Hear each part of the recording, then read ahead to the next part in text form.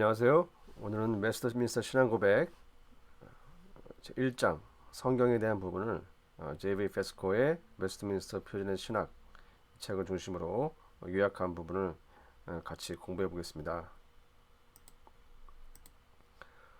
처음에 나오는 인물은 쯔빙글인데요.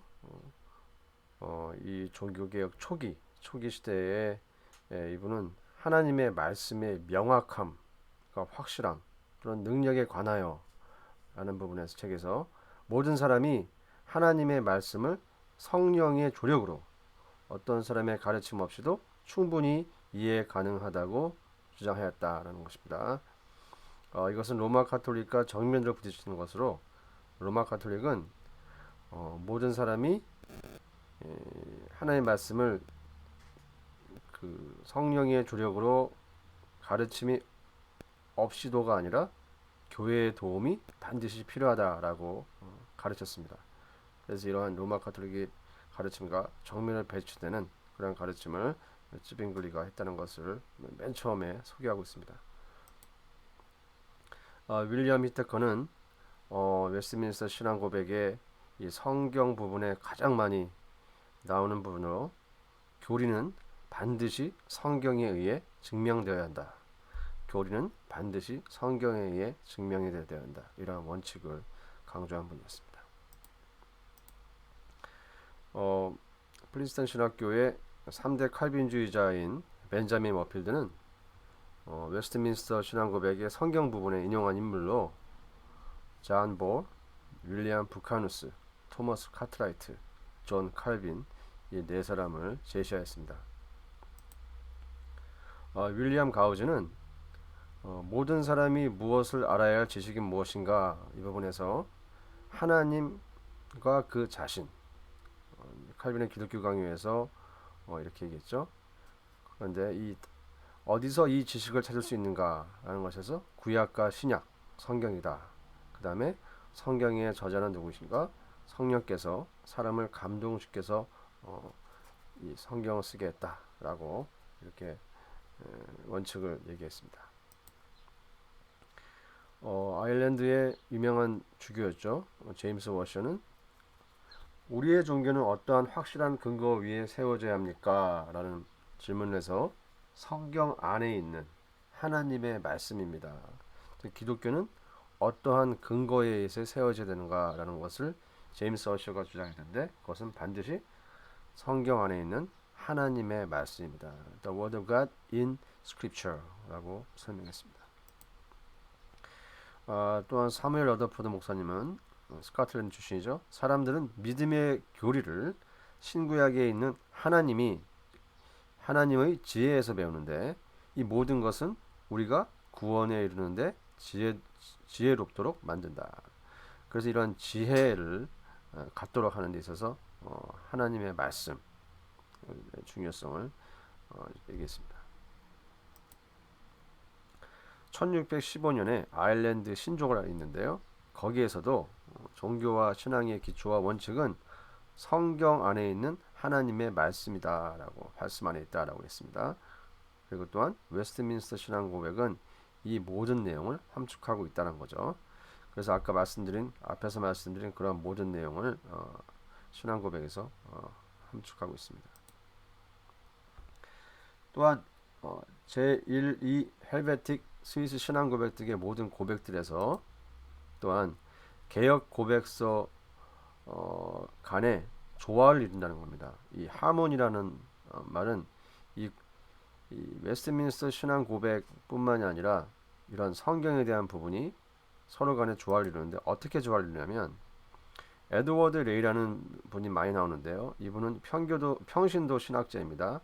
평신도 신학자로 아주 많이 이 부분에서 인용되었는데요. 이 조화가 교회의 일치를 만들어낸다. 즉, 이 에드워드 레이 이 평신도 신학자의 가장 큰 특징은 정말 다양한 광범위한 그 교회의 역사에 있어서 뭐 유대인들의 그 주석이나 아니면 초대 교부들의 그러한 글들을 다 복합적으로 다 포함시켜서 이런 신앙 고백 등이 만들어졌고, 이런 신앙 고백 등이 조화를 이루어야 된다는 거죠. 이 부분을 굉장히 강조했습니다. 웨스트민스터 신앙 고백과 벨직 고백 신앙 고백서의 차이는 뭐냐면요. 웨민은 첫 장이 성경입니다. 하지만 벨직은 하나님으로 시작해요. 하지만 하나님과 성경이 개혁 고백의 시작문에 서로 긴밀하게 intertwine이라는 단어를 쓰는데요. 서로 아주 밀접하게 연결되어 있다는 거죠. 즉 이런 하나님과 성경의 순서에 대해서 어떠한 문제를 제시할 필요가 없고, 이것은 긴밀하게 연결되어 있다는 것이고, 또한 이것은 또 한 가지가 이성주의와는 상관이 없다라는 것을 강조했습니다. 또한 계시에 관하여라는 챕터인데요. 이 부분은 본성의 빛은 창조와 섭리에서 드러납니다. 롤트 신주에서도 언급되고요. 외민에서는 5번 이 다음과 같이 언급이 되고요. 그 다음에 자연 계시의 부분이 본성의 빛이 나옵니다. 하나님의 형상 안에서 인간을 창조하심으로 사람의 양심에 본성의 빛에 의해 자신을 드러내심. 하나님의 형상과 사람을 창조하셨는데 양심의 부분에 하나님의 형상이 드러나 있다는 것이고요. 그것이 바로 본성의 빛에 의해라는 light of nature라고 표현합니다. 창조를 통하여 신적 속성이 반영되어 있다는 거죠. 제2헬베틱 신앙 고백에도 율법이 하나님의 손가락에 의해 사람의 마음에 쓰여져 있다. 이것을 본성의 빛이라고 한다. 이 율법이 마음에 쓰여진 것 자체를 제2헬베틱 신앙 고백은 본성의 빛이라고 합니다. 이성이 아니에요. 본성의 빛은 율법이 마음에 새겨진 것을 본성의 빛이라고, 우리가 전에 봤듯이만 잔 로크는 본성의 빛과 이성을 따로 이렇게 해서 그것을 이성적 피조물이라고 표현을 했죠. 이것은 다른 식으로 같이 이용한 겁니다. 하지만 본성의 빛은 제2 헬베틱 신앙 고백에 있어서 하나님의 손가락에 의해 사람의 마음에 쓰여진 율법이다라는 것을 본성의 빛이라고 정의했습니다. 피에르 디 물랭이라는 분은 타락한 인간은 자연적 방법들로 하나님을 알 수 있는데 이 지식과는 관계없이 인간은 하나님의 의로운 심판 앞에 서야 한다는 거죠. 그죠? 이것은 어떠한 타락한 인간의 어쩔 수 없는 의로운 심판 앞에 서야 한다는 겁니다. 시편 19편에 자연적인 방법과 초자연 방법으로 하나님은 계시하신다. 계시할 방법이 자연 계시와 특별 계시, 초자연 계시 이런 식으로 표현을 했죠. 자연 계시는 모든 사람에게 창조의 일로 사역을 통해서 되었고, 초자연 계시는 아브라함의 자손에게만 특별한 은혜와 호의를 베푸신다. 특별 계시와 초자연적 계시는요, 하나님에 대한 이중적 지식인데요. 피에르 비레와 존 칼빈이 말했죠. 기독교 강요에 하나님에 관한 자연적 지식을 강조하는 것에 대하여 경고하고요. 구원에 관한 지식은 오직 성경에 기초한다. 이것이 바로 창조와 구원입니다. 그래서 이중적 지식은 창조와 구원이다. 잔 다우네임은 신학은 하나님께 영광을 돌리는 교리인데 두 가지로 나뉜다. 첫째는 하나님에 관한 것이고 둘째는 임마누엘 즉 하나님의 우리와 함께 했다는 것이다. 이 잔 다우네임은 신학을 이렇게 구분했습니다. 제1 헬베틱 신앙고백, 스위스 신앙고백이라고 불리고요. 성경의 범위는 그리스도 또는 복음이다.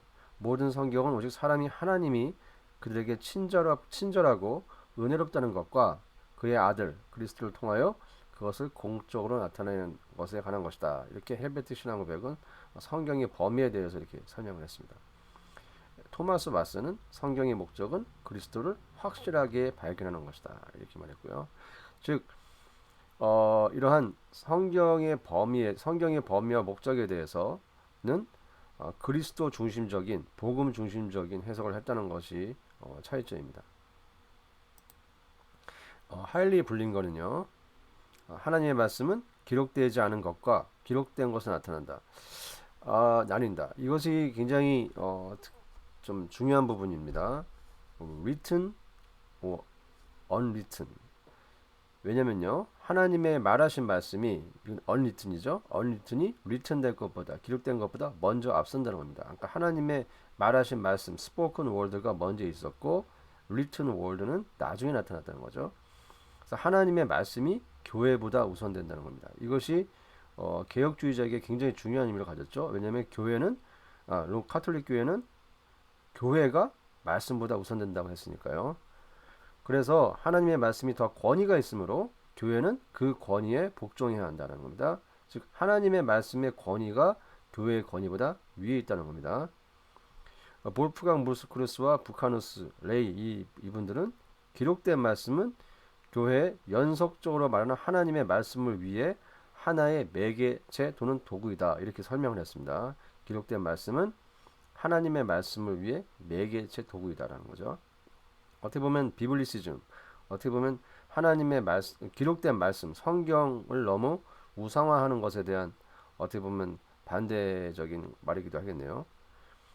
불린거는 하나님은 스스로 선조들과 예언자들과 사도들을 통하여도 심지어 우리에게까지도 성경을 통하여 말씀하고 계신다는 겁니다. 즉 현재까지도 성경을 통하여 말씀하고 계신다라는 것은 성경 중심의 신앙을 매우 강조한 것이 하일리 불린거였습니다. 모든 교회의 최종 권위는 성경 안에서 말씀하시는 성령님에게 있다라는 겁니다. 말씀과 성령의 연관성, 그죠? 최종적인 권위요. 말씀이 교회를 탄생시켰지 교회가 말씀을 생산하는 것이 아니다. 즉 말씀이 교회를 탄생하게 만들었지 교회가 말씀을 만드는 것이 아니다.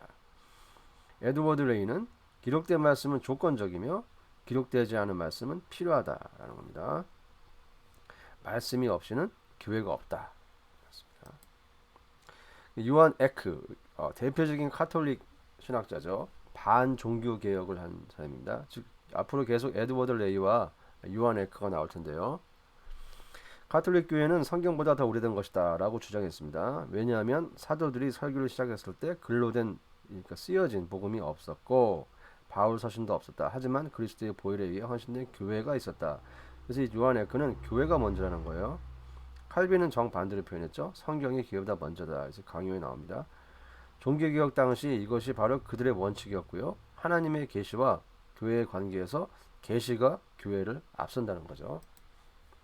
영감 부분입니다. inspiration, 영감, inspiration, 성경의 영감설, 영감 부분입니다.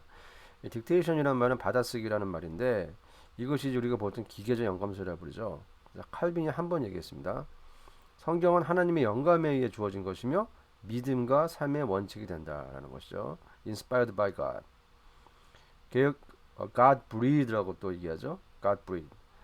개혁주의자 영감설, 유기적 영감설이고요. 축자 영감설은 인간 저자의 모든 것을 유기적으로 사용하실 때 기록된 내용이 오류가 없게 하심. 자유주의 신학은 부분 영감설.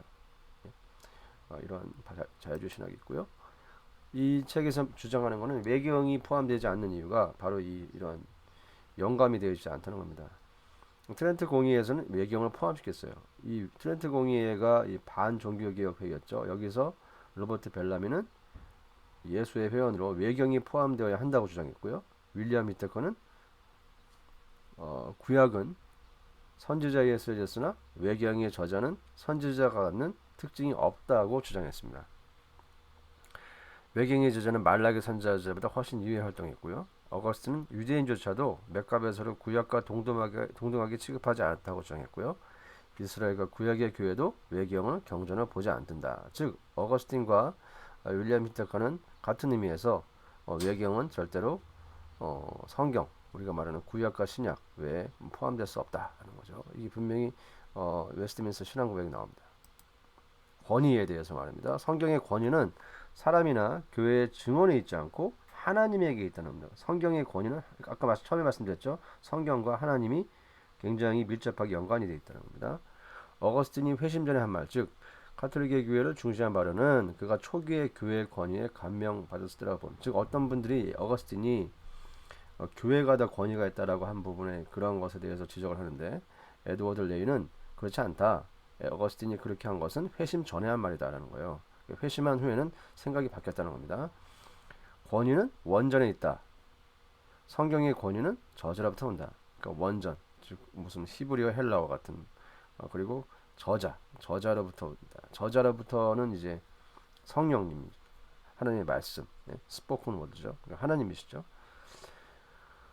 디모데후 3장 16절 영감과 권위는 매우 밀접하게 연관되어 있습니다. 그렇습니다. 불린거는 영감과 권위는 성경이 하나님의 말씀이라는 개념과 인식을 같이 한다는 겁니다. 그래서 성경이 하나님의 말씀이라는 개념과 인식을 같이 해야 영감과 권위가 이해가 된다는 거예요. 성경의 권위를 확신하는 것은 성령의 내적 조명이 필요성이다. 이거 갖다가 인테리어 일루미네이션, 이거를 이성주의를 반대하는데 사용을 하죠. 성령의 내적 증거는요, 성령의 유효한 부르심에 의해 성령의 권위를 확신하게 됩니다. 신성의 증명, 신성, 디비니티인데요. 성령이 필수적인 사역입니다. 성령의 내적 사역은 말씀에 의한 증거고요. 칼빈의 기독교 강의에 이렇게 나와 있고요. 부카누스, 윌리엄 부카누스죠. 어떻게 하나님께서 성경에 영감을 주었다고 할 수 있는가? 부분적으로 증언으로, 부분적으로 이성으로. 어떤 부분에서는 증언으로, 어떤 부분에서는 이성으로. 증언 부분에 대해서는 일부는 내적으로, 일부는 외적으로. 내적 증거는 성령께서 내적으로 마음에 말씀하시고 말씀이 하나님에 의해 영감되어졌다고 설득시키며 우리의 마음에 인침을 합니다. 여기서 seal이라는 단어죠. seal. 우리 마음에 인침을 한다는 겁니다. 밑에 거 8가지 증거. 교리의 웅장함, 스타일의 단순성, 청결성, 신성, 책들의 고전성, 오라클. 이게 말씀하신 말이죠. 이것이 스스로 권위를 증명하도록 확신케 함. 기적인 권위를 증명함. 하나님의 적들이 성경을 파괴하였으나 실패함. 순교자들의 증언. 성령의 선물로부터 숭고한 주를 떨어뜨릴 수 없다. 이 모든 것이 성경이 가지는 신성함, 디비니티 이런 걸 증명한다는 거죠. 에드워드 레이, 아까 평신도 신학자입니다. 소신의한주의에 대한 반대했는데요. 소신의한주의는 펠라기우스주의의 부활이며 이성주의에 불과하다라고 주장했습니다. 소신의한주의는 삼위일체를 부인하고 유니테리안에 많은 영향을 미치죠. 그래서 여기는 삼위일체를 부활하고 인간의 원죄를 부인하는 아주 이단에 해당합니다. 충족성에 대해서 말씀드리겠습니다. 소요리 문답 3번이죠. 성경은 주로 무엇을 가르치는가? 성경은 주로 사람이 하나님에 대하여 무엇을 믿는가와 하나님께서 사람에게 무엇을 요구하시는 걸 가르친다. 윌리엄 에임스는 믿음과 도덕 규칙을 가르친다. 이렇게 얘기했어요. 그래서 외민 1장 6절에 보시면 성경의 충족성과 제한된 목적에 대해서 말씀하는데요. 이번에는 새로운 인물을 소개해드리겠습니다. 프란시스코스 유니우스라는 분인데요. 이분이 칼빈과 베자 이 분들보다 먼저 개혁주의 아주 초대 분이죠. 이분은 초기 개혁주의 분이고 프롤레고메나라는 단어를 썼는데요. 이 단어는 아시겠지만 신학 서론에 해당합니다. 즉 근본적인 원리나 전제가 제시되는 거죠. 그래서 introductory remarks라고 부릅니다. 신학의 원리 또는 신학의 정의를 설명하는 부분이죠. 그래서 보통 조직신학 맨 앞부분에 스칼라적인 그 바빙크나 그런 책 보면은 프롤레고미나가 항상 이런 단어가 나오죠. 그래서 이거는 신학의 원리 또는 신학의 정의를 말하는 부분입니다. 프란시스 쿠스입니다. 죄송합니다. 프란시스 쿠스와 유니우스 이분은 아키타입 또는 액타입이라는 말을 처음으로 쓰신 분이래요. 왜냐하면 이것이 왜 중요하냐면은 신학을 원형과 모형적, 우리가 원형신학, 모형신학을 배우는데 액타입은 번역을 모형적으로 했습니다. 아키타입은 원형이라고 번역을 했고요. 그 아키타입은 뭐냐면 하나님에게만 적절한 것, 피조물에게는 알 수 없는 것 이렇게 설명하고요. 모형적, 액타입은 뭐냐면 원형으로부터 나와서 피조물에게 적절한 신학이며 하나님의 은혜로부터 나온다는 말입니다. 그래서 프란시스 쿠스, 유니우스의 영향을 받은 자들이 이 네 분을 예를 듣는데요. 아만두스 폴라누스, 페트루스 판 마스트리트, 프란시스 트레틴, 요한 코케우스입니다. 우리가 잘 아시다시피 페트루스 판 마스트리트와 프란시스 트레틴은 조나단 에드워즈가 아주 많이 그 당시에 교과서로 썼을 정도로 많은 영향을 받았죠. 에드워드 레이의 전개에서 원형신학과 모형신학을 하는데 에드워드 레이를 상당히 많이 인용하고 있습니다.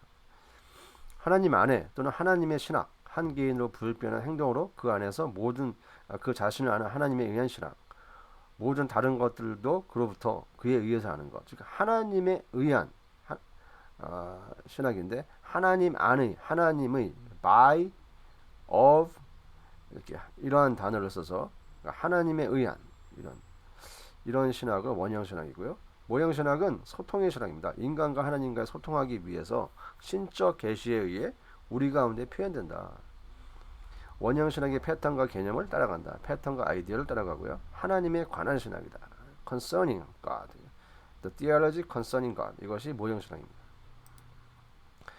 우리가 아시다시피 청교도 황태자 존 오웬은 성경신학, 그의 책 성경신학에서 이렇게 설명을 했어요. 하나님의 무제한적인 자기 충족성, self-sufficiency라고 부르죠. self-sufficiency의 속성, 애트리뷰트가 원형신학이고요. 하나님께서 성경을 통해 자신의 의지, God's will을 알게 하심, 이걸 모형신학이라고 정의를 내렸습니다. 원형신학은 무제한적이고 모형신학은 한계적이다. 하지만 모형신학만으로 인간이 하나님을 이해하는 데 충분하다. 그러니까 이 원형신학과 모형신학을 구분했는데 우리가 인간이 알 수 있는 건 모형신학밖에 없는데 모형신학만으로도 충분성입니다. 이것이 굉장히 중요해요. 개혁주의는 충분성을 강조했고 로마 카톨릭은 유아 네크 아까 그 로마 카톨릭 반 종교개혁 신학자는 불충분하다는 거죠. 불충분하다. 그래서 교회가 반드시 이걸 해석을 해줘야 된다. 에드워드 레이 블링거 휘테커의 성경론입니다. 성경은 십계명, 사도신경, 성만찬 등과 같은 곳에서 매우 명확하다. 삼위일체의 교리는 신비이므로 이해하기 어렵다. 하지만 말씀에 대한 확신이 있다면 그리도 충분히 이해할 수 있다. 블링거의 제2 헬베틱 신앙 고백 거기에 이렇게 나옵니다. 개혁주의는 성경의 의미는 오직 한 가지만 있다라고 해석을 했고요. 카톨릭 특히 아퀴나스는 네 가지가 있다. 문자적, 영적, 알레고리적, 신비주의적. 교부시대 방법이 이랬어요. 근데 개혁주의에 와서는 하나만 있다. 근데 이것이 하나 있지만 거기에는 또 레이어 비테커가 보충적으로 모형론의 중요성. 모형론은요, 이 모형론도 타입, 안티타입은 한 개의 의미를 가지고 있다는 거죠. 선하고 필요한 결과들, good and necessary consequence라는 부분인데요. 이 부분이 매우 성경을 해석하는데 어떻게 성경을 해석해야 되는가. 즉 성경에서 명확하게 우리가 의미를 알 수 있는 부분도 있지만 어떤 부분은 이해하기 어려운 부분이 있죠. 그것에 대한 설명입니다. 에드워드 레이는요. 성경은 충분하게 구원에 관한 모든 교리들을 전달하지만 유아셀의 성부와 성자의 동체성, 동일성이라고 해석을 하죠. consubstantiality, 즉 성부와 성자의 한몸됨, consubstantial, 동일한 substance라는 얘기죠. 삼일체에 나오는 겁니다. 등은 선하고 필요한 결과들에 의해 결정해야 한다. 그러니까 이러한 삼일체론이나 유아설의 같은 경우는 선하고 good and necessary consequence에 의해서 결정해야 한다는 겁니다. 리차드 후커는 그와 좀 다르게 해석을 했는데요. 이걸 사용을 해서 반대했어요. 그래서 리차드 후커가 청교도에서 토마스 후커는 이러한 것에 약간 좀 개혁주교의 원칙이 성경에 온 것 의심했다는 거죠. 이런 특징이 있고요. 하지만 조지 길레스피가 그것에 반대해서 알미니안, 아리안, 반삼위일체, 소시니안, 교황주의는 해석 원칙을 부정하고요. 잔 카메론, 요한 게르하트, 아퀴나스의 예를 들었습니다. 그러니까 논증과 결론들은 연역적 이성으로 끌어오지만 결과적인 결론은 이성의 힘이 아니라 하나님의 진리와 뜻이기 때문에 믿는다는 거죠. 즉 이러한 논증과 결론들이 방법면에서는 이성을 쓰지만 도구일 뿐 논증의 기초가 파운데이션은 되지 않는다. 그러니까 파운데이션 오브 아규먼트는 되지 않는다. 이성은 그냥 도구일 뿐이다라는 거죠. 또 한 가지는 원어 성경 연구와 폭넓은 해석입니다. 비테커는 원어 성경, 즉 헬라어와 히브리어와 같은 그것의 번역본 모두 중요하다고 얘기했고요. 제롬과 크리스토스톰, 마틴 캠리를 예를 들었습니다. 에드워드 레이의 육가지 원칙, 텍스트를 정확하게 연구하고요. 비슷한 구조들을 비교 연구하고 패러프레이즈와 다양한 번역 버전을 사용한다. 어느 특정한 구에 대해서는 위의 방법들을 사용하고요. 모든 해석이 믿음의 이치와 동의하는지 알아볼 것. 유대계 해석 주석과 교부, 심지어 교황주자까지도 참고할 것. 나중에 설명드릴 때가 있겠지만 그 윌리엄 퍼킨스의 그 설교학에 그 설교학에도 이러한 내용이 나옵니다. 감사합니다. 구독과 좋아요 부탁합니다. 오늘 이상입니다. 감사합니다.